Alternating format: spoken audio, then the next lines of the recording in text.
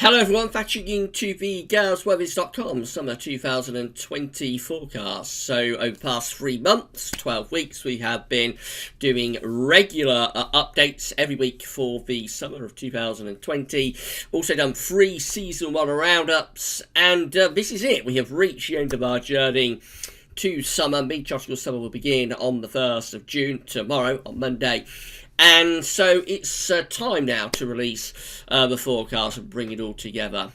So in a moment, I'm going to show you the leading years through our analogues updates. Our good friend Terry Scully has got all of the data together, and I'll be able to show you which years came out on top in terms of our updates. And then we will have a look at the summer analogues themselves. We'll go through them chart by chart. We'll gradually narrow things down until we get to our leading analogues, and then after that it will be time to give you the forecast from GWV.com for the summer of 2020. So it's a big video, it's an important video.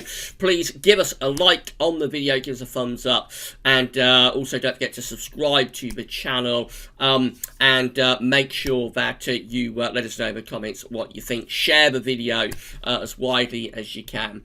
And yeah, hopefully you'll enjoy it. Sit back and relax, and I'll talk you through our summer forecast. So it's going to be a busy day at GWV today. We're going to have the GWV Sunny Roundup coming up for you, of course, and then the long-range bandwagon is going to roll on to autumn. So we're going to have a little sneak peek for the autumn of 2020 as well later on this afternoon. And then we're going to be live streaming from 5 o'clock, and in that live stream, as well as taking your questions, and I'm sure talking about the summer forecast, we will also have a look at CFS V2 for winter of 2020-21. We'll have a look at some CFS data in our live stream from 5 o'clock. So a busy old day at GWV today. Hope you're going to enjoy all of the content. This is going to be quite a long video, as usual with a long-range stuff, so if you can't watch it all in one go, then don't worry, the video will be placed on the summer forecast page at GWV.com this evening. Probably be quite late, so I've got a very busy day coming up, but I will get it up for you this evening or later on towards the end of the evening. But there'll be a written summary that goes with it as well, so you'll be able to have a read of a written forecast, as well as being able to watch the video on demand. Big thank you as well through this journey to our good friend Terry Scully, who has proved invaluable in helping us get all of this together, and of course to Richard Trott, who has been supplying us with these summer updates and now summer forecast gifts. So big thank you to Richard for that. Okay then, let's get on with it then, and the first thing I've got to do is show you which years have been coming out on top for our updates. So we've got every single year that we have looked at, all the way back to 1835 listed here, and then all the way down to 2019 right at the bottom of the chart.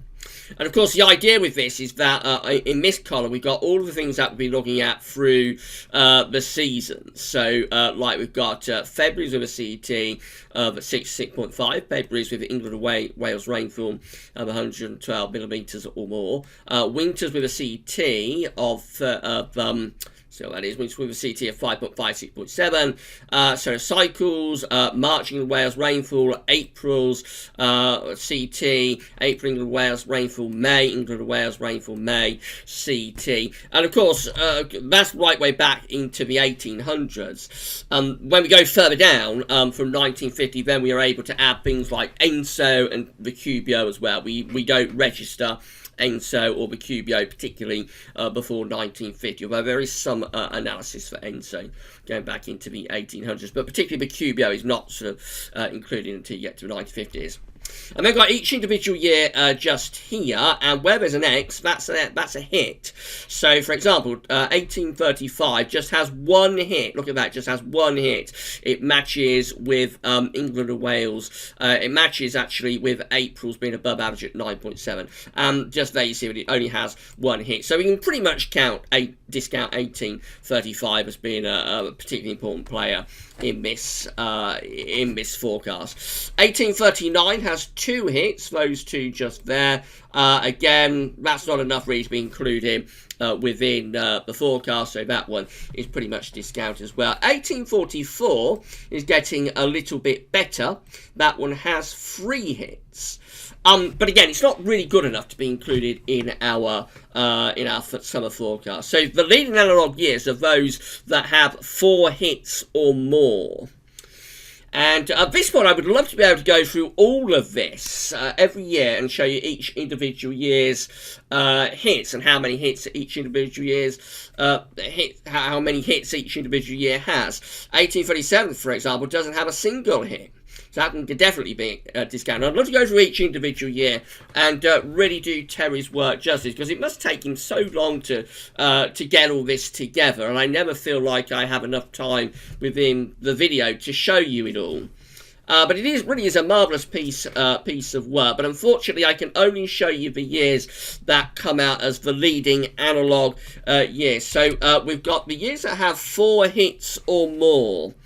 And the first one of those is this year just here, 1846. That has the number 4 underneath it. So it has a hit for February's with a CT of 6.0 to 6.5. It has a hit for winters with a CT of 5.5 to 6.7. It has a hit there for March, England and Wales rainfall. It has a hit down here for May, England and Wales rainfall as well. That's therefore is quite an important player within our analogues. So that one is going to be one of our analogues years. Perhaps an even better analogue year is 1869. This one just here. That actually has 5 hits within the Gauss Weather's forecast methodology. So you see 1, 2, 3, 4 and 5 hits for 1869. That's a slightly more important player. And you see the way that we gradually go along with this, and the years that get more and more hits are the years that become more and more important. So I'm going to tell you which 2 years come out as the leading analog years, and there's 2 of them with 7 hits. So we've got 1990 just there. The year of 1990 has 7 hits. It matches with February England and Wales rainfall of let's get rid of that. It matches with February England and Wales rainfall of 112 millimeters. It matches for winters with a CT of 5.5 to 6.7. It matches for winters with England and Wales rainfall. It matches as a pattern match itself. It also matches as May England and Wales rainfall. It matches for April England and Wales rainfall, and it matches for the May CT as well. The other leading analog year is 1995. So both of these years have 7 hits. 1990 has 7 hits. 1995 has 7 hits. They're tied. 1995 matches for, again, February CT. It matches for February England Wales rainfall. It matches for winter rainfall and winter CT. It also matches as a pattern match. It matches with the solar cycle, and it matches with the week Nina as well, week La Nina in 1995. Those are our 2 leading analog years then. So you can already imagine that this is going to be quite an interesting forecast, because we know that 1990, 1995 were both hot summers, and particularly hot in August. So I'm going to talk you through all of the data in a moment, all of the analogues, but already you can envisage that this is going to be a very, very interesting forecast, I would have thought. Just to give you the full rundown of our leading analog years. So let's go through them. A big thank you to Terry for sending through the spreadsheet, and I just wish I had more time to be able to show you all of the data, but unfortunately time is always against us when we're doing these long range videos, and we have to have to crack on and get on with the forecast. But huge thank you to Terry. There's no other way really, let me go back to it just a second, put camera. There's no other way really of being able to do this without in some way getting all of the years together and going through them year by year by year by year by year and seeing which years come out on top. You know, there's not really any other way of being able to do this. But it takes a huge amount of time and a huge amount of effort for the person that has to do it. And for this forecast and for the last few forecasts, that have been Terry Scully. So thank you so much, Terry, for the time and effort you have put into this. I just wish I had more time to be able to go through each individual year, but it would be a video in its own right. We'd be like here for half an hour to an hour, so I can't do that. But there's no other way of doing this, and just so much thank you. So thank you very much to Terry. Right, so let's go through those leading years then. So with 4 hits, we have the summer of 1846. This is one of our leading analogue years with 4 hits in regards of its forecast methodology. This summer has an area of high pressure centred generally over and to the north and to the east of the country. So it's generally quite a warm and dry summer. Then again, with 4 hits, we have the summer of 1914, I should say. The summer of 1914 has higher pressure to our north and lower pressure to our south. It's a warm summer and it's a thundery summer. So we're generally bringing in the winds like from an easterly or southeasterly direction. With this summer, there's low pressure to our south. It's quite volatile. There's regular downpours and thunderstorms, quite a bit of rain, but it is also quite a warm and humid summer as well. Also with 4 hits, we've got the summer of 1923. This one with higher pressure out to our west and lower pressure up to the north. And it's generally quite, we're on the warm side of the jet stream. It's generally quite a decent summer. 1923. Excuse me. With 4 hits again, we've got the summer of 2007. Now we know this is a really, really bad summer, and it is one of the leading analogue years for this year's analogues updates. This year has the above average heights up towards Greenland, but below average heights over the UK and much of Western Europe as well. It's a washout summer, very, very bad summer indeed, and it is one of the leading analogue years for our summer updates. With 5 hits, we've got the summer of 1869. And this one has higher pressure out to our west, lower pressure is to the east, jet stream doing something a little bit like that. So it's quite a good summer, this one. It's mainly dry, it's quite warm. It's overshadowed by the hot summer of 1868, but in its own right, it's not a bad summer at all. Then we've got the summer of 1977 coming out with 5 hits. This one's quite a poor summer, with above average heights out to our northwest and below average heights to our south, and we bring in the wind from an easterly direction with this summer. It's quite a wet summer, particularly so for the south, and relatively cool as well, bringing to an end the run of 2 hot summers from 75 and 76. Then we have the summer of 1943. This is a rather nondescript sort of summer, rather westerly and not particularly hot summer. It does have some warm weather in there, but it's not a particularly memorable summer at all in 1943. And that one, of course, has 6 hits. So, again, we're going along and getting more and more hits with these. Also with 6 hits, we have got the summer of 2014. This one with low pressure to our south and high pressure is up to the north. This has a very warm July this summer and a cool, wet August. It's a very strange summer, 2014. And then with 7 hits, we've got the summer of 1990. And this is a hot summer, of course. It has high pressure to our south overall and low pressure out to the northwest. But what this doesn't tell you is that after a sort of an unsettled, a rather mixed opening in June, it gets rapidly hotter and drier as the summer goes along, and there's a big heat wave later in July and through the first half of August in the summer of 1990. And then also with 7 hits, these two are our 2 leading analogue years, of course, coming out on top. We have the summer of 1995, a classic long, hot drought summer with high pressure routed over the top of the country, winds in from the east, and yeah, we just look as though we're really hot and dry. In fact, we were really hot and dry through the summer of 1995.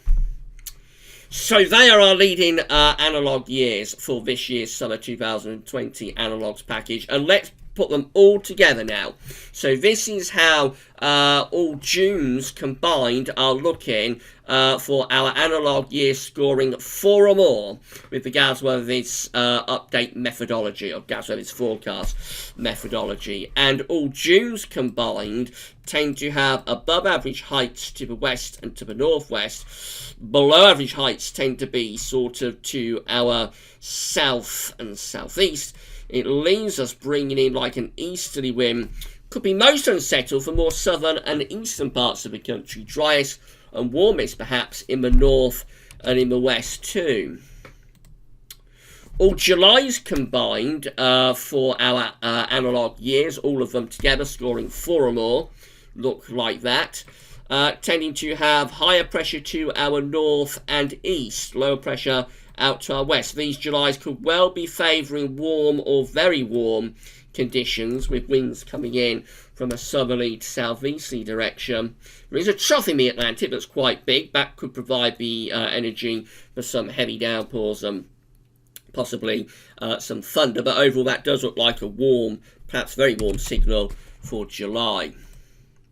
All August combined takes the above average heights out to our west a little bit. Still quite close to us, but could just hint at a little bit of a deterioration in the pattern as we get through into August, perhaps. But again, a relatively anticyclonic signal is still there overall. And then all summers combined for our leading analogue years scoring 4 or more are looking like this. Generally it's an anticyclonic signal with above average heights, high pressure very close to the country, below average heights tending to be to our south, winds tending to be in from an easterly direction.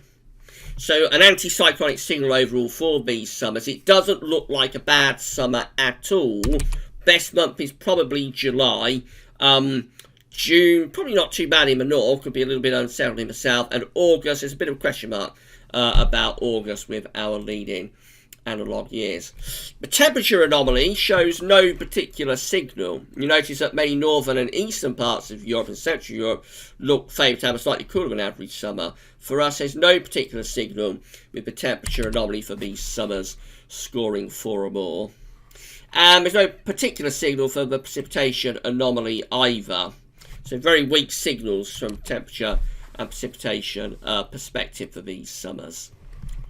Right, so I'm going to pause the video there, and when we come back, we're going to have a look at the leading analogue years scoring 5 or more. So we'll exclude those years, but only have 4 hits, and then we will have a look at the leading analogue years that just have 5 hits, and we're going to go along like that until we come out with our top 2 leading analogue years. So more very short. I'm going to pause the video there, get myself a drink of water, and we'll meet back very soon. See you in a moment.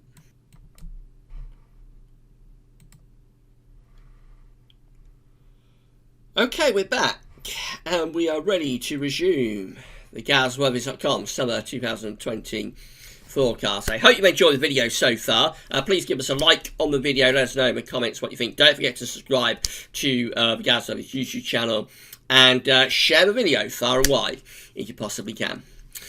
Okay then, so before the break we was talking about our leading analogue years, and we got them all together, and we looked at the broad sort of analogues package for the years that score 4 or more. So the years that have 4 hits with our methodology, for the years that have 5 hits with our methodology, years have 6 hits with our methodology, and then the years have 7 hits with our methodology. And we brought them all together, and we just looked at the broad sort of analogues package. Now though, we're gonna what we're gonna do is narrow things down a little bit more and just look at those years that have 5 hits or more. So this means that we are excluding now 1846, and we're excluding 1923. And we're excluding 2007 as well. We're taking those out of the packages, and we're going to have a look at the years that just have 5 hits or more. So let's get into it, shall we?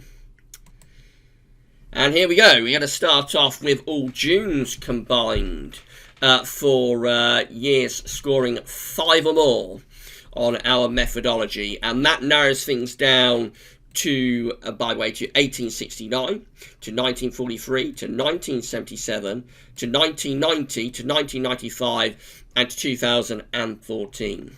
So all Junes combined look quite similar when we score 5 or more to when we score 4 or more, really. We tend to have above average heights again, more towards the north and the northwest. Below average heights tend to be more towards the south and southeast. It implies that there could be unsettled weather at times, and more particularly the more southern and eastern parts of the country, whereas the north and the northwest could be drier and warmer through these Junes. All Julys combined, scoring 5 or more, shows a big improvement, similar to when we just looked at the year scoring 4 or more. We get an area of, it's even better though, because we get an area of above average height setting up right over top of the country and extending back to the north. The trough of low pressure is pushed further away from us into the Atlantic, and so that looks like a very anticyclonic, dry, and potentially really warm signal, potentially quite hot signal for July. All August combined, scoring 5 or more, tends to look like this. So still an anticyclonic signal, but again, this anticyclone is on the move a little bit. It's sort of over and slightly to the west of the country. So again, a lot of dry weather would be on offer. Throughout this summer, really, there is an anticyclonic signal throughout these summers, but by August we possibly just start to bring some cooler air down from the north, that sort of thing, but nothing overly worrisome in any of these months, really. And the summers overall, scoring 5 or more, look like that. So again, it is an anticyclonic signal with high pressure tending to be centred over the UK and much of Northern Europe. Temperature anomalies look like this for these summers, scoring 5 or more.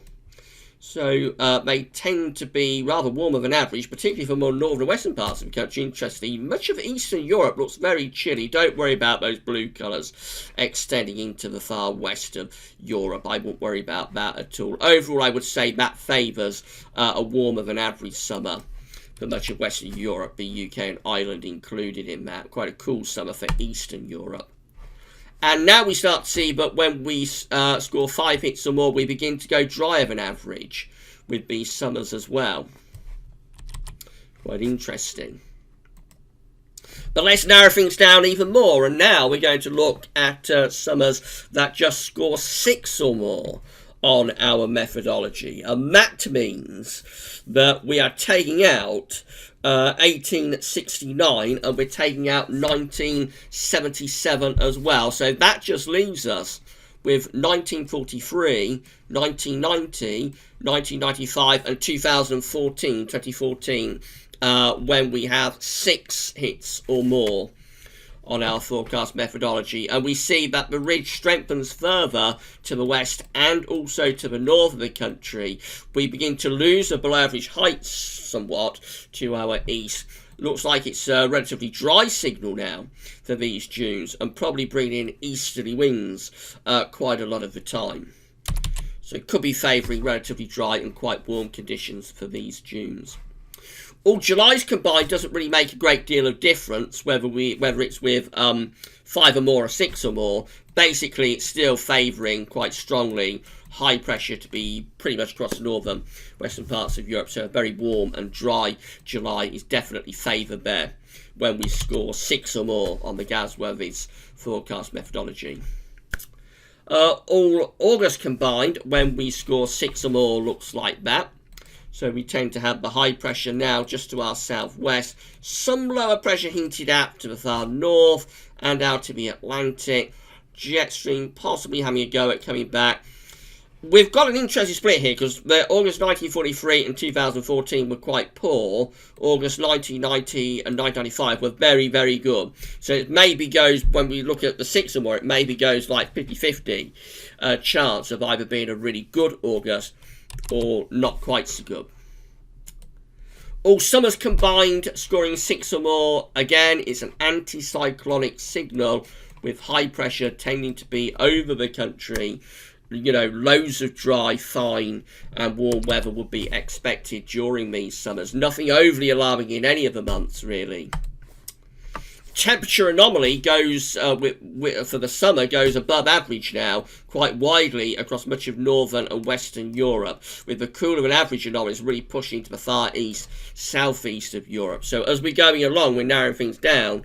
The signal is getting stronger to become warmer or even hot across much of northern and western Europe. And we still have a signal to be rather drier than average as well, with these summers that score 6 or more on the GWV forecast methodology. And now we're going to narrow things down even more than that. If that wasn't enough, we're going to narrow things down even more than that. I'm going to show you the 2 leading analog years for our summer forecast, which is 1990 and also 1995. You're going to see the full range of reanalysis for those 2 leading analog years, scoring 7 or more. Very short. I'm going to have a quick pause of the video again, and then we'll have a look at those last 2 analog years. And what we will do after that is give you the GWV Summer 2020 forecast. So don't go anywhere. I'll see you back very, very soon.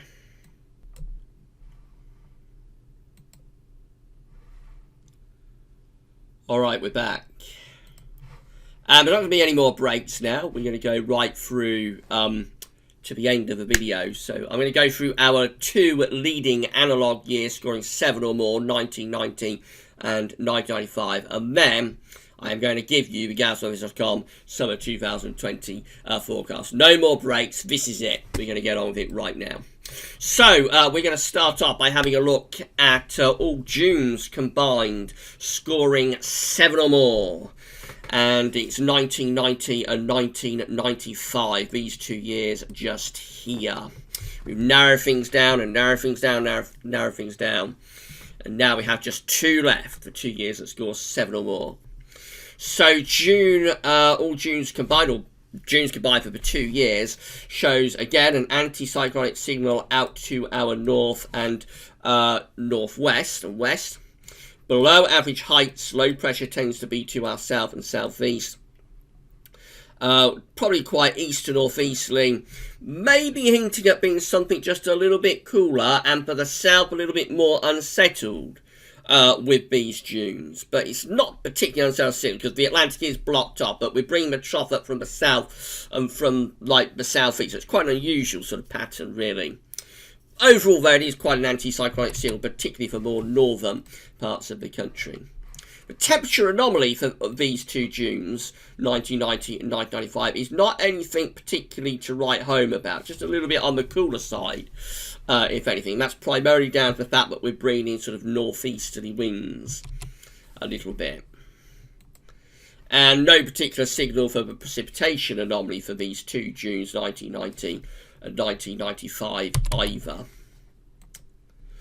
All Julys combined for 1990 and 1995 get much better. Again, remember, we're scoring 7 or more with this. So, well, 7, that's as far as we can get to, really. There's not any that score 8. So again, we get an anticyclonic signal appearing for July. We get high pressure building across much of Western Europe. Low pressure tends to be out to our west and also to our east. So after a cooler and slightly more unsettled June, we transition into something a lot hotter and a lot drier as we go through the Julys. Temperature anomalies go warmer than average with these 2 Julys, as you would expect.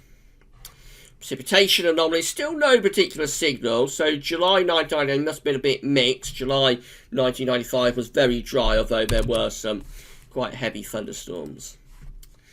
And then look what we get when we come to August. This is how all August combines are looking when we get 7 hits with our methodology, and that's just for August 1990 and August 1995. It's a strongly anticyclonic signal with high pressure tending to be routed over top of the UK and much of Northern Europe as well.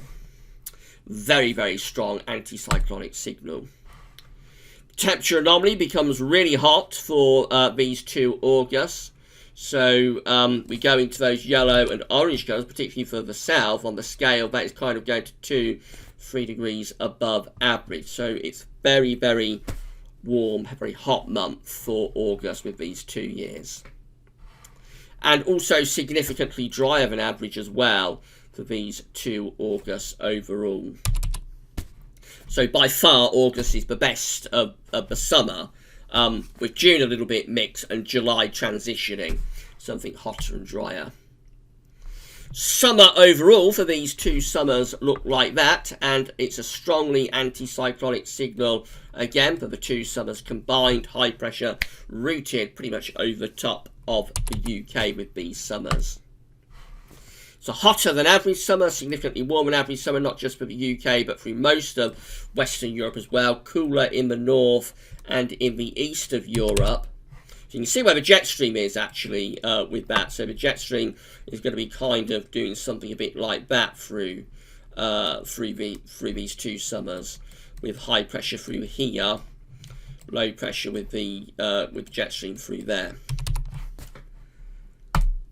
And then also we've got all the precipitation combined, for these 2 summers coming out like that.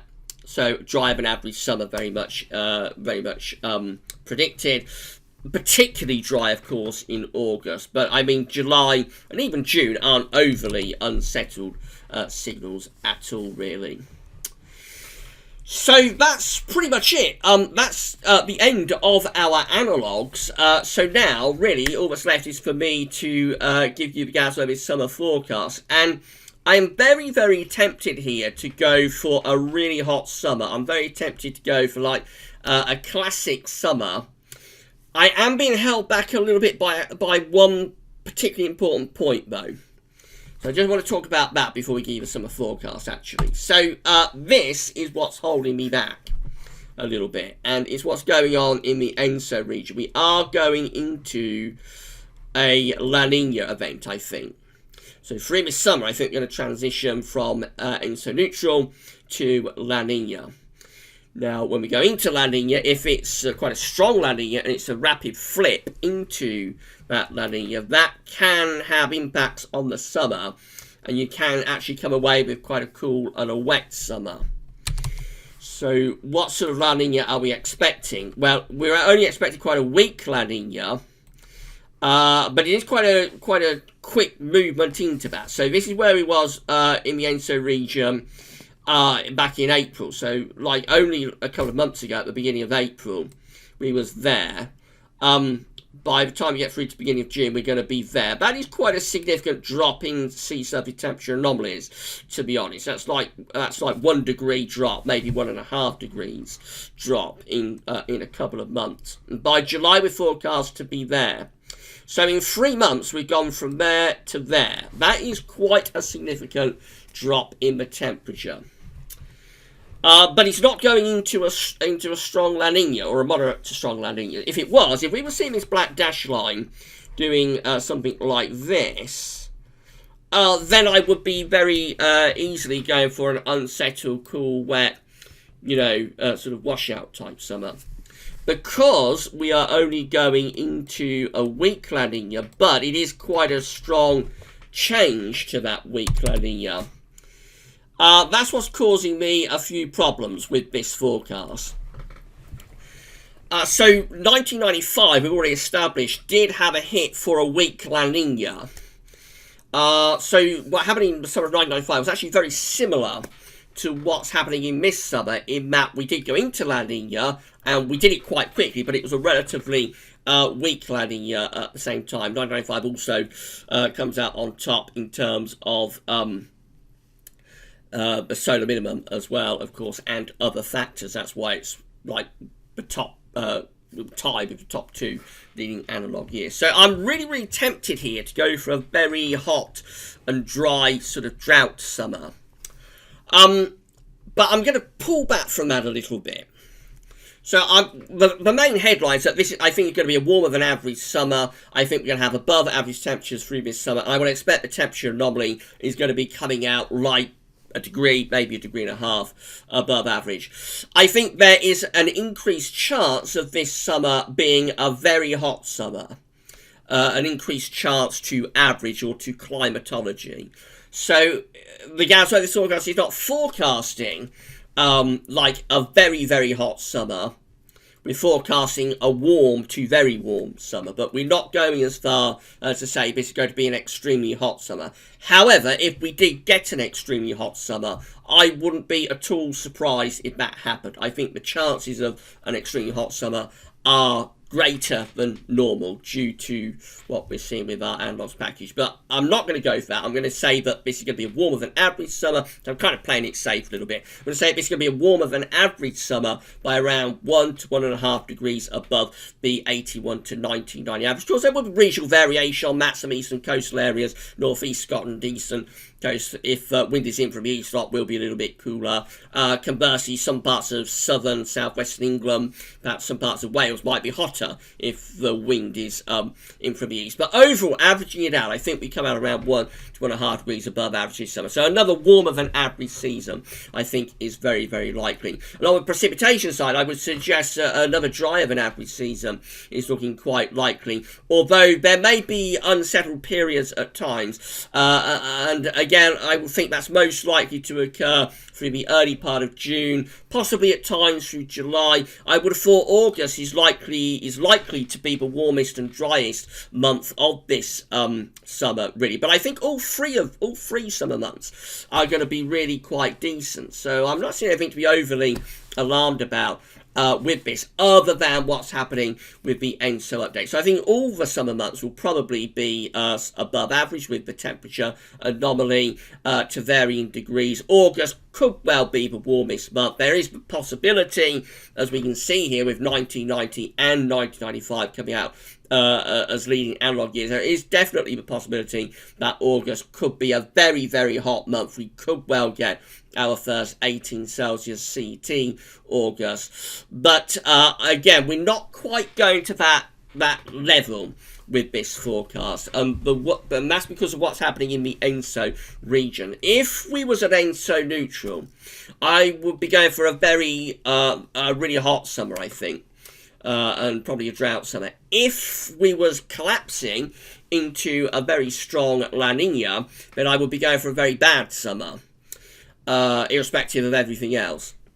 We're just in that between area where we have gone very quickly into La Nina, but it's looks like it'll be quite a weak event. But then these events can spiral, you see. So although the ZSV2 is only going for a relatively weak La Nina, that doesn't mean that it can't start to spiral out of control and very quickly ramp up. And if that was to happen, then actually we would probably find the pattern through the summer deteriorating, and we could finish up coming away with a rather unsettled, particularly late summer, for instance. So there are a lot of ifs and maybes about this forecast. It's a very difficult forecast, this. But overall, I'm going to say that this is going to be a pretty good summer. I'm not seeing anything to be overly alarmed about, really, not within the analogues anyway. So I'm going to say this is likely to be a pretty good summer. I think we will have above average temperatures quite regularly. Hot spells should occur with quite a bit of frequency. And it could well be that it gets hotter as the summer goes along. I think precipitation is probably on the drier side through this summer, although there will be unsettled interludes. I don't think it'll be like the continuous high pressure that we had in 1995, for example, but I wouldn't completely rule out the possibility that happens. But I don't think it'll be quite that settled. But overall, just a really good summer coming up this summer, I think. So again, I'm going to say above average temperatures, below average precipitation, and that is like within the realm of a good summer. Whether we actually manage to get ourselves to a classic summer, And I don't rule out the possibility that we could do by any means, but it isn't what we're forecasting. That remains to be seen. It will be something that we have to keep an eye on as we go through the season, but also have to keep an eye on the possibility of a deteriorating pattern if La Nina begins to ramp up. What I would say is that early on in the summer through June, we probably get the wettest conditions more towards the south, I think, more towards southeastern and southern areas. Wouldn't expect a very wet month, but we may get the wettest conditions kind of to the south, the driest conditions to the north, and that might change around a little bit as the summer progresses. So it could well be that more southern areas get drier as the summer goes along, and northern areas actually get wetter perhaps as the summer goes along. That particularly for more northwestern parts of the country, just as the jet stream begins to get a little bit more involved. But I think overall it's a good summer, this. So that's as much as I can do for you really with the summer forecast this year. So we're saying above average temperatures by around 1 to 1.5 degrees.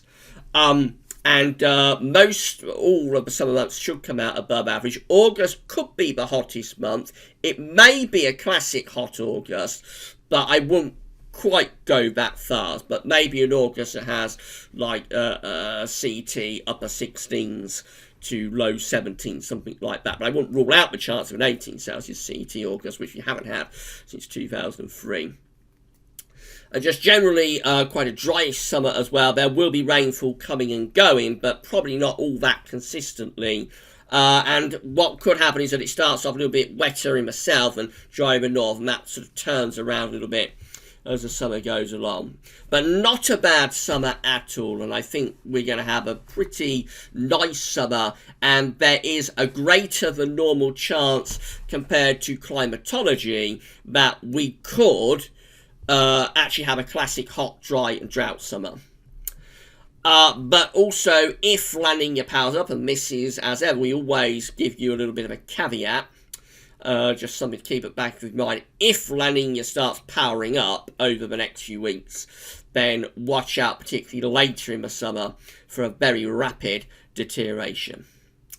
Right, I hope you found the forecast interesting. So I suppose you'd be a little bit surprised, but I haven't gone as far as the analogues in going for a very hot drought summer, and I may regret that when we come to the end of the season, but I wanted to play this one a little bit safer and just go for a good summer, but not go as far as the analogues in suggesting that that we're going to have a classic sort of hot drought summer. So you may be a little bit surprised that I've done that. But there we go. I didn't want to go quite as far as the analogues when we've got this La Nina that is rather uncertain.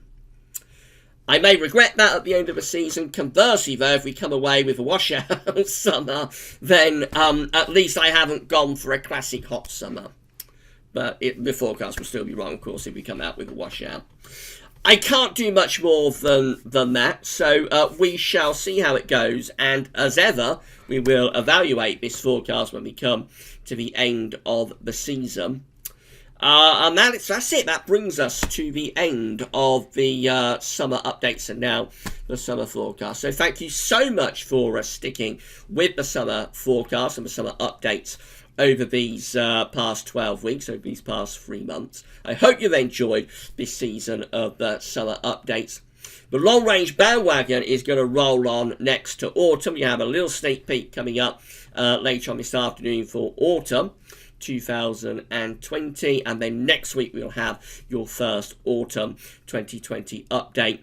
GWV Sunny Roundup coming up between now and the autumn sneak peek, and then at 5 o'clock we're going to be live streaming. No doubt people have questions about this summer forecast, so I'll answer as many questions as I can, and in that one we're going to extend even further out, and we'll be having a look at some CFS V2 data for the winter of 2020-2021.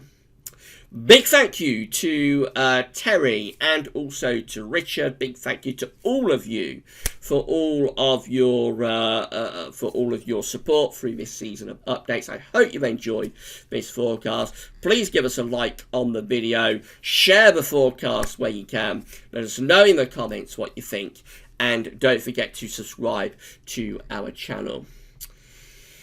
And yeah, well, that's it. We'll see you next Sunday for the long range countdown, to the beginning of the long range countdown to the autumn 2020 updates. But of course, we've got that little sneak peek for autumn 2020, but it'll be coming up around 2-3 o'clock this afternoon.